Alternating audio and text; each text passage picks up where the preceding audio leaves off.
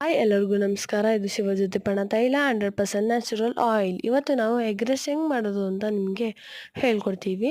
First ನೀವು ಒಂದು ಬಾಣಲಿಗೆ ಕೊಬ್ಬರಿ ಎಣ್ಣೆ ಹಾಕ್ಕೊಂಡು ಅದಕ್ಕೆ ಸ್ವಲ್ಪ ಶುಂಠಿ ಬೆಳ್ಳುಳ್ಳಿ ಪೇಸ್ಟ್ ಹಾಕ್ಕೊಂಡು ಈರುಳ್ಳಿ ಹಾಕ್ಕೊಂಡು ಚೆನ್ನಾಗಿ ಫ್ರೈ ಮಾಡ್ಕೋಬೇಕು.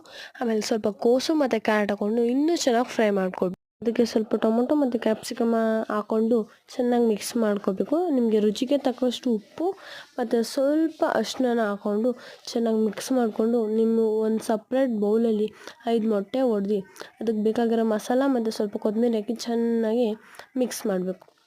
ಆಮೇಲೆ ನೀವು ಆಲ್ರೆಡಿ ತರಕಾರಿನ ರೋಸ್ಟ್ ಮಾಡಿಟ್ಟಿದ್ರಲ್ಲ, ಅದಕ್ಕೆ ನಿಮ್ಗೆ ಬೇಕಾಗಿರುವಂತಹ ಮಸಾಲಗಳನ್ನ ಹಾಕ್ಕೊಂಡು ಚೆನ್ನಾಗಿ ಫ್ರೈ ಮಾಡ್ಕೊಳ್ಬೇಕು. ಆಮೇಲೆ ಅದಕ್ಕೆ ನೀವು ಆಲ್ರೆಡಿ ಮೊಟ್ಟೆನ ಮಸಾಲ ಹಾಕ್ಕೊಂಡು ಮಿಕ್ಸ್ ಮಾಡ್ಕೊಂಡಿದ್ರಲ್ಲ, ಅದನ್ನು ಇದರೊಳಗಡೆ ಹಾಕಿ ಮಿಕ್ಸ್ ಮಾಡಿಕೊಂಡು ಅದಕ್ಕೆ ಬಿಸಿ ಬಿಸಿ ಅನ್ನ ಹಾಕ್ಕೊಂಡು ತಿಂತಾಯಿದ್ರೆ ಅದರ ಮಜಾನೇ ಬೇರೆ.